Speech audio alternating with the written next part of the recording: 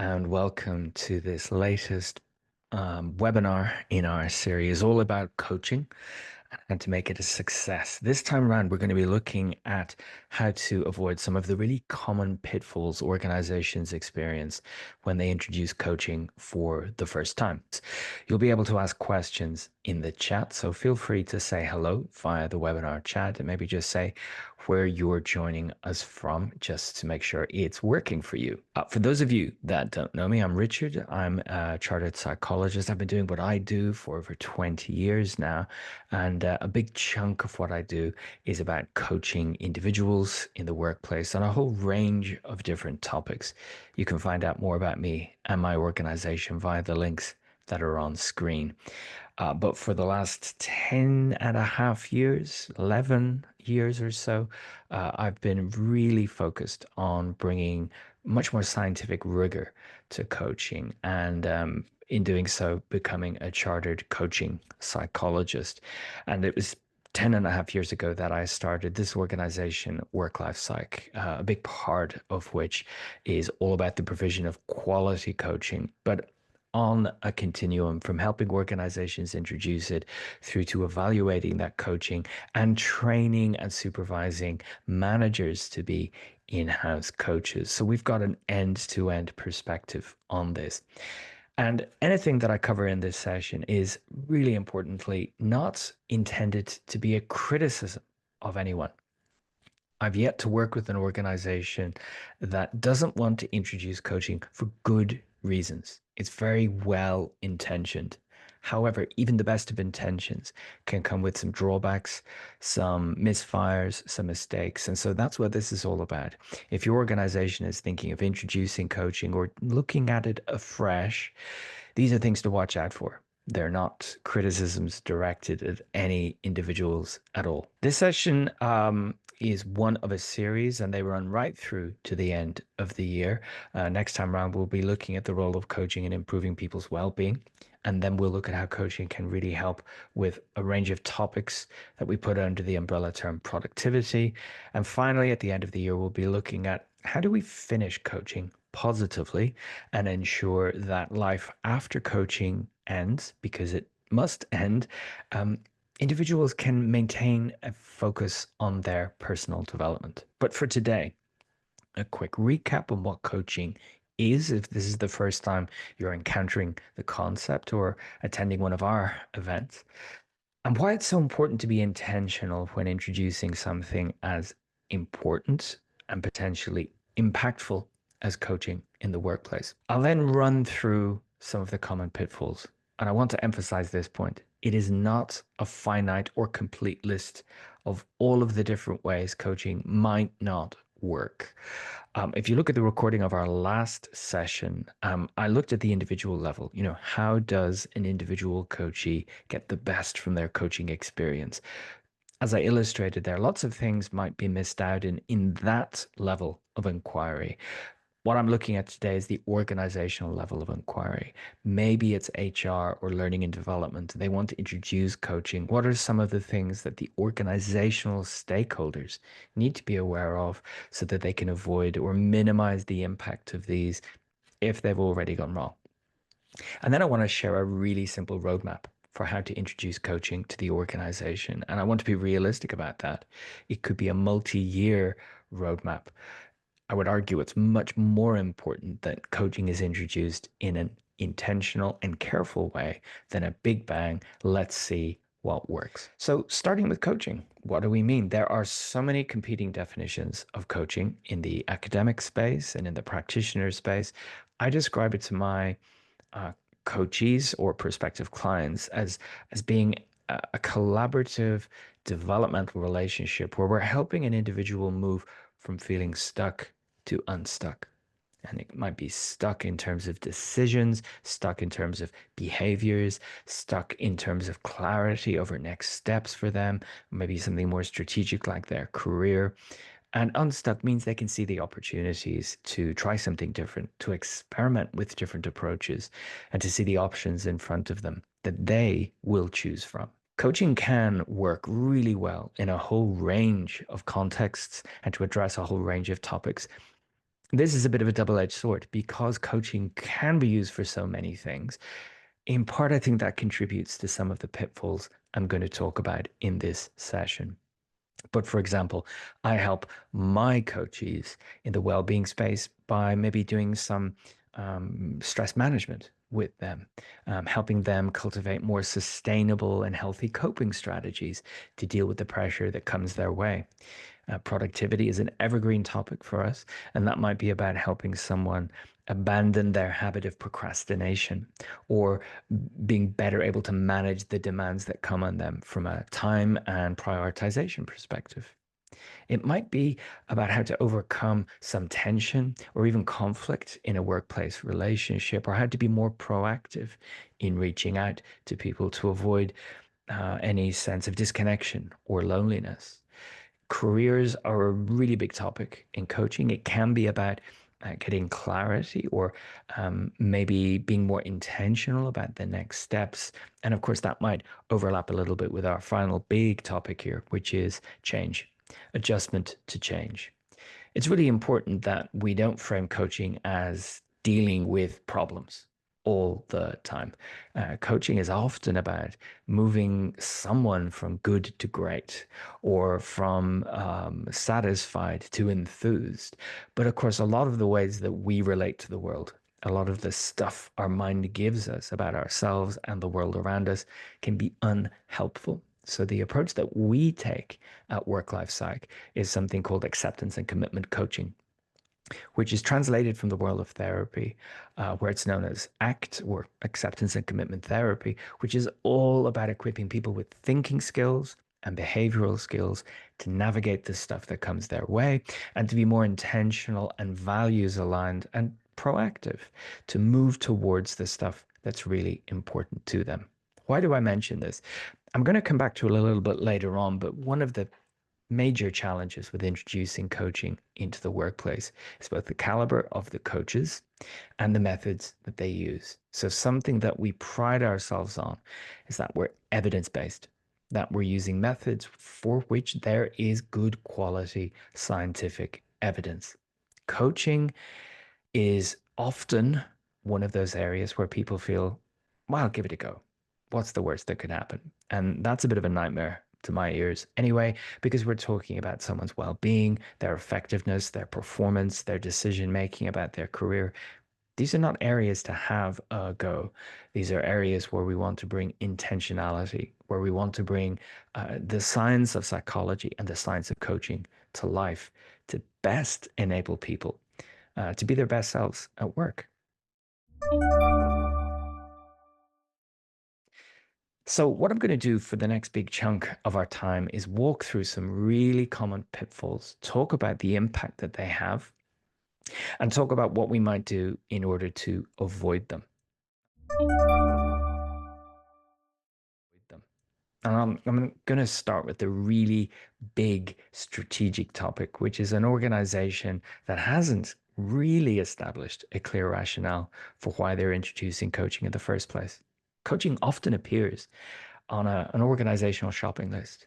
We should have coaching. We should have an engagement survey. We should have a high potential program, and so on. Often this is because organizational stakeholders are looking left and right. They're looking at the competition.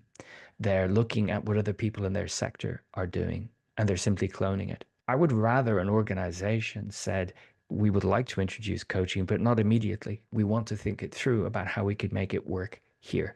And yes, that's going to delay the beginning of provision of coaching, but it will be done in a way that's much more sensitive to that organization's context and with clarity on the why for introducing it.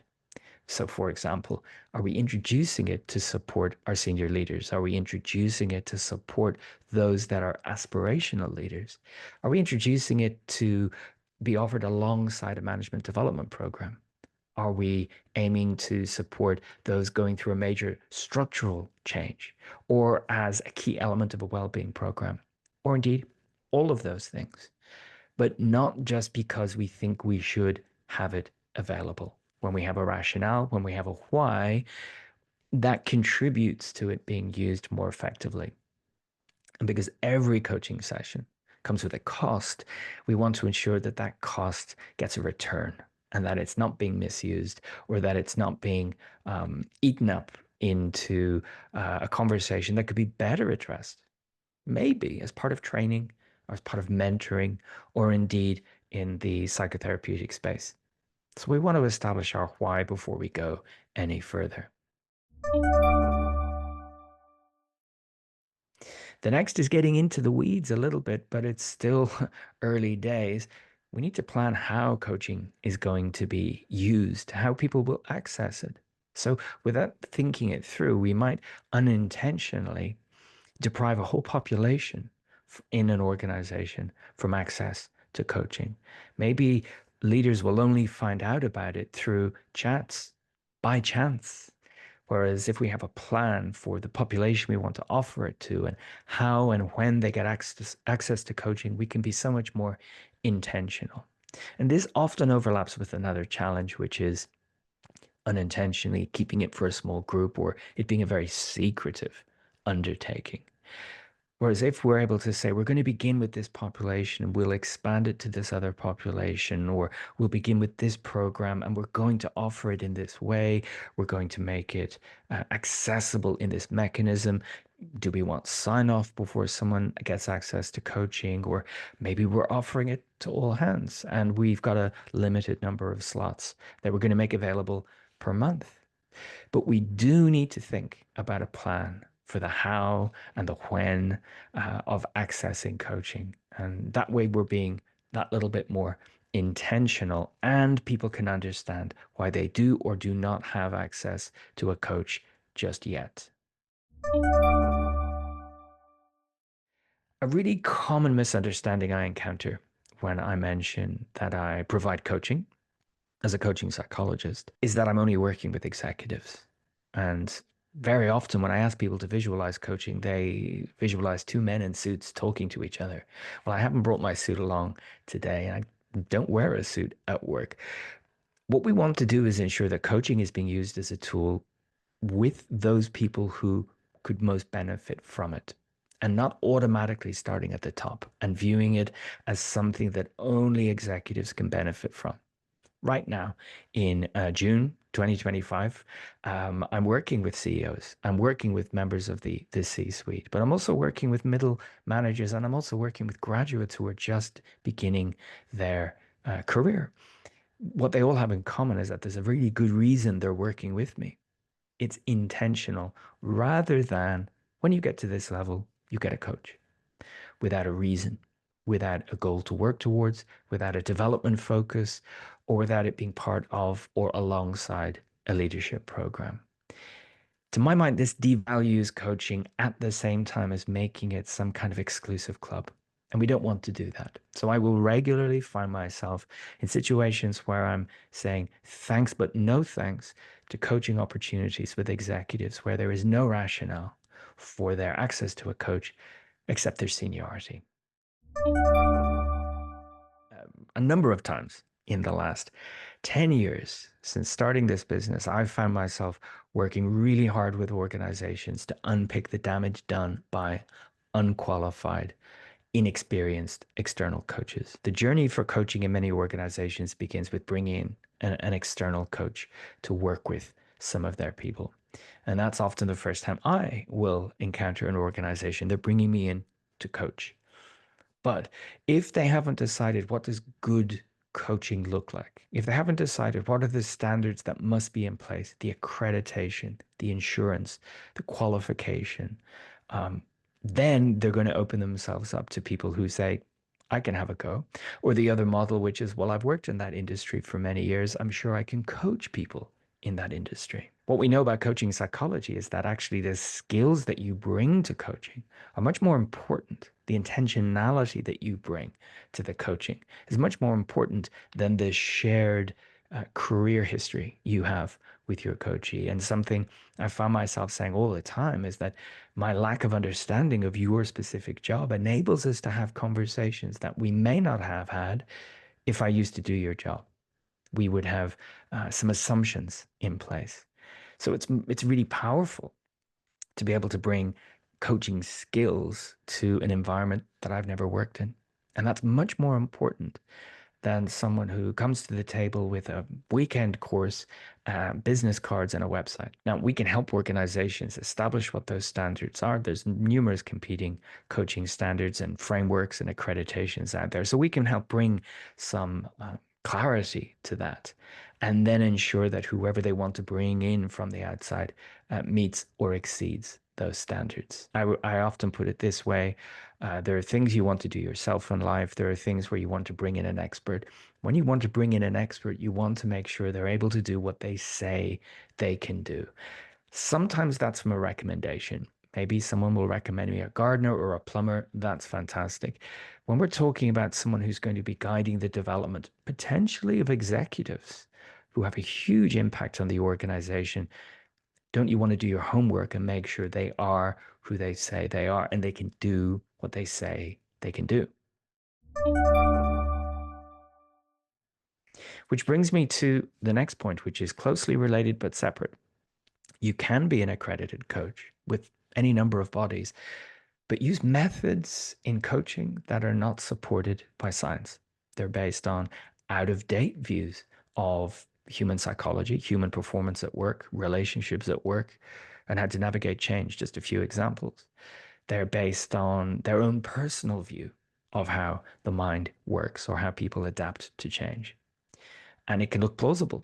And they can bring all the right listening and all the right phrases to their conversations, but maybe they're not using methods that are going to get the result they're looking for.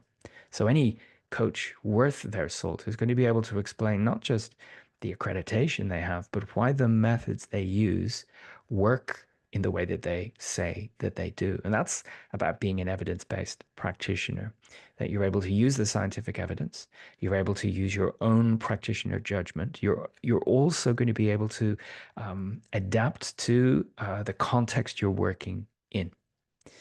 So being an evidence-based practitioner is a huge element of coaching, and the absence of that has, to my mind, eroded the value of coaching in many people's minds. They see it as an activity done by people who don't really know what they're doing or are trying to get one over on you, rather than scientifically trained practitioners. This is something that doesn't take a huge amount of time, but it's something that has a huge impact later in coaching. It's really important that we go through a form of contracting or a coaching agreement with the coachee and with the organization. This isn't legally binding documentation. I stay in my lane. I'm not a lawyer. I'm a psychologist. But what it is setting out how we're going to use coaching and how coachees are going to engage with the process, the duration of our coaching relationship, because it is finite. And I'm going to come back to that point later on. What we'll do if we find we're going off topic or if we need to involve another senior person in it, if we're going to refer the individual to another professional, how we're going to manage confidentiality, which is a huge part of coaching, and what the consequences are if someone doesn't engage with it or doesn't turn up for sessions or needs to reschedule or cancel, and right down to that level of things. The reason this is important is that you're framing coaching as a specific activity with a focus for a period of time rather than chats over a long period of time. Chats are not coaching. Coaching is not just chats. There's a structure to this, and there are some guidelines. And it is so useful 2, 3, 4 sessions down the line to be able to bring someone back to say, remember what we agreed at the outset. Let me draw your attention to this. Or remember how we said we would navigate this. We're going to need to do that now. This is much more helpful than trying to figure it out as challenges arise. How coaching is discussed in the workplace has a real impact on how it's perceived. Confidentiality is very important. If someone comes to sit down with me or is on a video call with me like this, I want to ensure that they understand the limits of confidentiality, that I'm not going straight back to their manager or the top team or whoever it might be with a line by line description of what they said. but they also understand the reasons why I might need to breach that confidentiality with their well-being or someone else's well-being in mind. And that's really clearly explained at the outset of coaching. They're free to talk about their coaching experience to whomever they would like. And often that's really useful. If a coachee has direct reports, members of their team, it's useful for them sometimes to say, look, I'm working with a coach and I'm trying something new. Can you let me know how it's going? Can you give me feedback on this new approach, this new method? When we apply secrecy to this, it means that people are disappearing for an hour or two. There's mystery appointments in their diary. There's fear in talking about it. This is not some cult. They are simply dedicating some time and some energy and some motivation to their own development in a structured way. I really, really try to stop organizations from treating it as something secret because that's often associated with something shameful. But rather than we maintain it's confidentiality, but people can talk about the fact and ought to talk about the fact that they're working on their own development. And in this context, they're working with a coach. Everyone benefits from feedback, including us. It's really important that when organizations are introducing coaching, they know why they're doing it. We started with that, but also that they regularly review how it's going. Now, with my clients, that could be what's the uptake of coaching sessions? We might make a certain number available over a month, and then every few months we look at what's the uptake, what kind of themes are emerging, is there anything that we could be addressing on a development program or a training program if there's lots of commonality with what people are bringing to the table. But also, how are they finding it? We want to give people an avenue to let us know how it's going for them. And not just do they like it, something we have to clarify all the time. Coaching doesn't always spark joy in the moment. It's often about difficult conversations, the kind of conversations we don't have with our manager or our friends or our family. But the output from coaching can be and should be worthwhile and sometimes transformational for an individual. So we want to know, how are they using it? What benefits are they getting from it? How are they extending those benefits into other aspects of their life so that we can improve how we do our coaching, how it's communicated in the organization, who gets access to it, what the processes and the procedures are like. Without this, coaching can appear like a magical black box. Some things happen, and there, the next coachee goes in. We want to be really clear. What are people getting from this? And how could it be improved?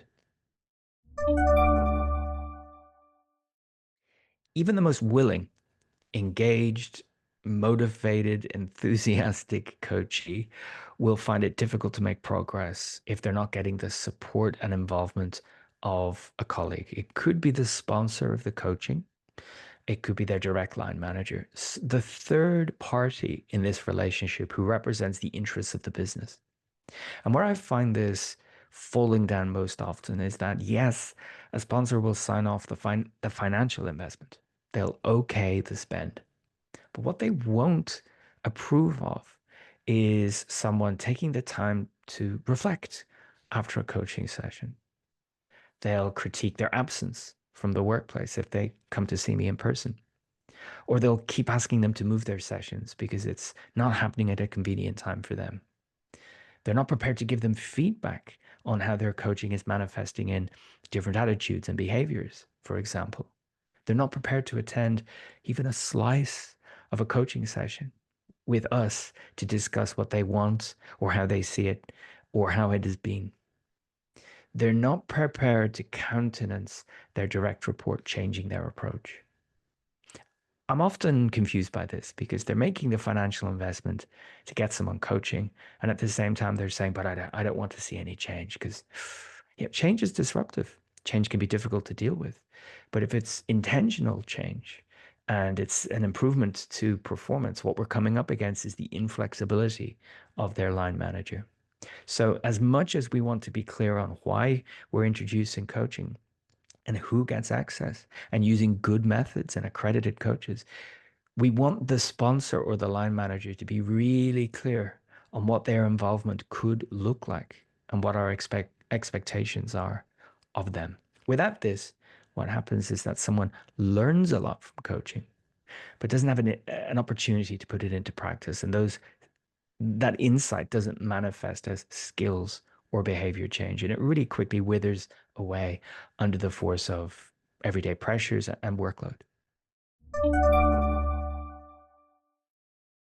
More generally, people can find it very difficult to implement what they're learning because of the culture of the organization. That's not how we do it here. We tried that before and it didn't work. Um, Shouting down innovation, ideas for improvement, or indeed working within some boundaries, but not exactly how everyone else does it. It's really difficult to affect change if you're swimming upstream and everyone else seems to be going in the other direction, or there's no flexibility within the culture to accommodate new ways of doing things. The most frequent pushback I get from my coachees when they've been unable to do something in between our sessions, and it's the action that they undertake in between sessions that's so important. The number one reason is workload. I've been too busy. It's been unrelenting. I've had, X meetings, this business travel.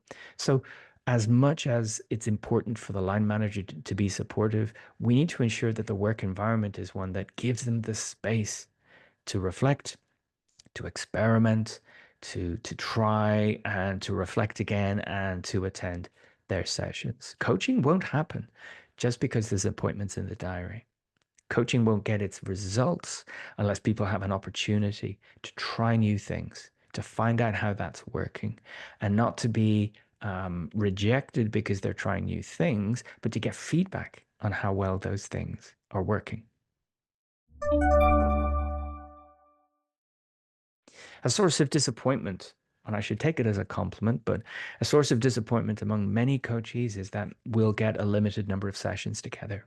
They're finding it worthwhile, or they anticipate it's going to be worthwhile. For clarity, I generally work in 6-month programs. That's 6 sessions, one a month.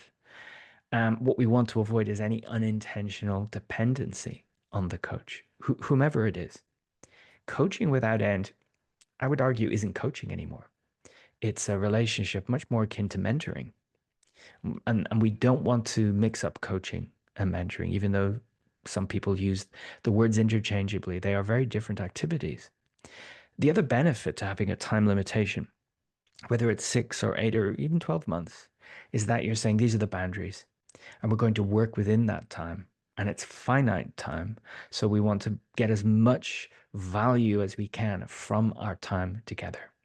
So with a leader, I'll get 60 minutes with them once per month for 6 months. That enables them to prepare for that coaching session to ensure that when they come back for the next one, they've got something to report. They've reflected, they've experimented. I did the thing I committed to doing. Coaching without end, it takes some of the foot off the accelerator pedal and leads to people believing, well, you'll be around forever, so we can do this at any pace. And it loses its value. So it might be that I work with someone for more than 6 months, but that's because we contracted for 6 months. And with everyone's agreement, we're going to do a little bit more work together. But that might be for just another couple or 3 months. Coaching without end, it loses its impact. Now, how people are offered a coach really has an impact on how everyone sees coaching. And just like any other aspect of the workplace, perceptions are incredibly important for how it is valued. A little bit like coaching is only for executives, I often come across we're going to get this person a coach to reward them for their high performance. Now, I already said coaching isn't always about problems, but coaching necessarily needs to have a focus.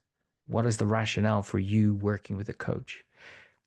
Framing it as a reward means only high performers or those favorited, even if it's not about performance. It may not be objective. It's a subjective reward. That means you have to be on the inside. You have to be known. You have to be favored. to get access to a coach. And now it's all about how well you're liked rather than an objective development activity. We wouldn't say, would we? You get to go on the well-being program because we like you, or you get to go on the well-being program because you're never ill. It would be you're going on a well-being program because there's a really good rationale for people going on this program to improve their well-being and their performance at work. And I don't even know you. I'm that far away from you in the organization, but you're at that level where we're going to offer it. If coaching or access to coaching is dependent on being a tip-top performer and being favored, then the people who could really benefit from it may never get access to coaching. Now, the flip side also rears its head from time to time, which is you're getting coaching because you're failing. Sometimes framed as this is the last chance. If you don't turn around your performance as a result of coaching, you're going to be leaving. That is a really toxic approach to coaching. If someone is if their takeaway is that this is a form of punishment, how open are they going to be to work openly and honestly and engaged with the coach? It's highly unlikely. And likewise, if it gets the reputation of something that only happens when you have failed to deliver, then who's going to want to watch coaching? They're going to see it as a badge of shame rather than, again, the objective focus on development, growth, improvement, self-awareness, all that good stuff. Now, that's not to say uh, someone's performance couldn't turn around as a result of coaching. And I've seen many examples of that. And performance coaching is all about that, but not the last chance saloon, not threat based. That is no solid foundation for an effective coaching engagement. What I want to do next is introduce a very basic roadmap that an organization could use to be more intentional about this. I'm just going to pause for a second though and check the webinar chat. If you've got any questions or comments so far, please drop them into the chat. I would be delighted to answer them. I will say clients are often surprised there's so much upfront work when introducing coaching, but the work is an investment. The communication, the decisions about structure and access, the briefings, the involvement of managers, all of this helps set the foundation for coaching having as positive an impact as possible. Okay, I'm not seeing any questions appear in the chat. So let me just walk through this roadmap. Now, it is simple, but it is intentionally simple. This is supposed to be jumping off points for organizations to say, what part of this are we at? Have we done what's on the roadmap? And are there things that we've still yet to do? It, as I say, could be a multi-year journey. So what we've got here in this diagram are categories on the journey. We might start from zero at the foundations. The very foundations for introducing coaching involve actually, before any coaching is done, what is our rationale? What's our why for coaching? We have to get that clear. What's the ethos? In other words, who gets access? What's coaching going to be used for? How might someone request it, and how might that request be approved or otherwise? All of that ideally is in place before a single hour of coaching is done. Then we almost certainly have the use of external coaches. Unless we have some already qualified and experienced coaches inside the organization is going to rely on external expertise. And this is about ensuring we know what we're looking for and that they've been audited. Their qualifications and accreditations have been checked and they stack up. And that as part of the use of these external coaches, that employees understand that coaching is happening. They may not be working with a coach, but in many organizations, seeing a strange face around the building can lead to all kinds of misunderstandings and gossip. So explaining, Richard is coming in once a month to work with our management team or our leadership team, or he's coming in to work with the grads. And I can share a whole bunch of resources that explain what coaching is. But That avoids that situation where people are worried or anxious about the implications. And we can start to evaluate maybe on a pilot. We've done 6 months with 12 managers or 20. How did it go? What could we learn about making it even better in this organization? What could the organization learn about how to better communicate it, answer questions, and everything else that comes with it? It may seem counterintuitive, but something I encourage relatively early is to upskill managers in-house. Why is that counterintuitive? Well, maybe I'll be doing less coaching. Am I shooting myself in the foot? I think there's always a balance between the need for an external coach with specific expertise to deal with specific people versus the benefits of more managers, team leaders being able to adopt a coaching style and have coaching conversations. So this is where we can provide some basic coaching skills, take them up to a more advanced level, all the way up to master classes, something that we've done, but also provide them with expert supervision.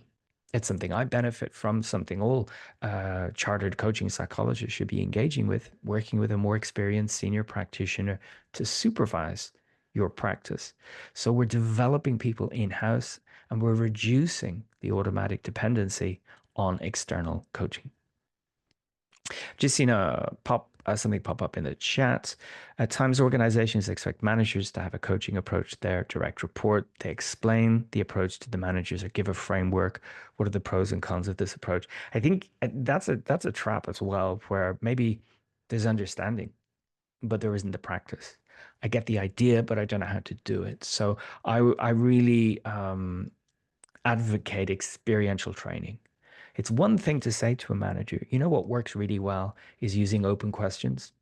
It's something very different to sit down with the manager and practice using open questions because their gut is telling them just tell the person what to do. You know the answer, tell them what to do. And it needn't take a very long time to acquire these basic coaching skills. But it is important that there's an experiential element, and it's not the equivalent of read this handout or read this book or here's a flow chart. We can get a lot done in a short period of time and allow managers to get their feet wet, if you like, and in doing so, learn how they might do it better next time. I've just seen a thumb floating up on the screen. I'm going to take it that I answered that question. Okay. Now, two bits that often don't get covered when organizations are considering how to best use coaching in the workplace are its implications in other facets of the organizational experience. One is talent management, making coaching skills a core element of manager training, making that something that is offered to people who want to manage or maybe have some team leadership requirements, or maybe they're working in learning and development, but they're getting agreed core, good quality training in how to have coaching conversations or how to be an internal coach for someone that isn't your direct report. And making that part of manager selection. In other words, if you want to manage here, you need to be able to coach. And if they don't have that skills, making that part of their development journey.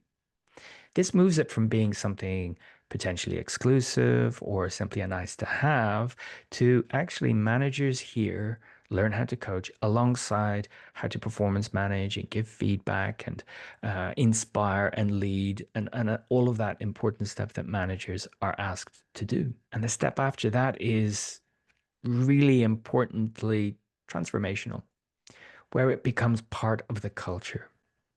Now, let's keep it nice and simple. I would argue culture is simply how we do things here. So, this means that when you've got any kind of framework about how people are expected to show up and behave and interact, you're referencing the importance of a coaching approach. It might be reflected in a values framework or in a management and leadership competency framework. Maybe the use of a coaching style is something that's referenced in your people strategy. But I want to be really super clear. Cynical me is reminding rational me there's a big difference between a statement of values on a poster or a competencies listed in a management guidebook or strategy published, and the actual stuff happening. So we might have a statement of values, but we don't see them lived. We might have competencies, but they're abandoned under workload pressure. So what I'm talking about in this orange box here is it's authentically being done. And that says we value it. It's not just a nice to have, it's a core element because we see its value in developing and growing and unlocking potential. It's not an executive club. It's not necessarily problem focused. And it's not something we give people because they've been a great sport in the workplace. So if we bring all of this together, if we want to ensure that the organization is getting best value from its investment, it's about clarifying the rationale. What do we think coaching is going to do for us? Making sure there are appropriately qualified coaches, making sure those coaches are using evidence-based methods, building up to this coaching culture. And that just means making coaching part of how we do things. Not a secret, not a punishment, but a valuable and intentionally used tool when it comes to people development. And to give supportive access to coaching, not to put too many boundaries around it. Something that surprises clients regularly is when I talk about an approach we call Coach on Campus, which is to simply reserve a number of sessions, maybe 10 or 20 for that organization, and they open access to it. And we provide a webinar up front that explains how to get the best from coaching, and we leave it up to the adults themselves to decide, are they going to book an appointment or not? And it invariably works really well because that person might book one session and that's all they need to get something straight for themselves, to prepare for an important conversation, or to learn how to do something with the feedback they've received. More people get access to coaching that way. It's in no way viewed as an exclusive boys club, and you get more people benefiting from access to a third party expert coach. So what we can do with organizations, and what we do all the time, is provide that guidance on how to introduce coaching and build a unique roadmap for them and provide the coaching in the early days, help evaluate coaching trials, whether it's us or someone else that's doing it, provide them with robust coaching skills training for their managers, their leaders, and provide ongoing psychological supervision. And that is a very important safety net.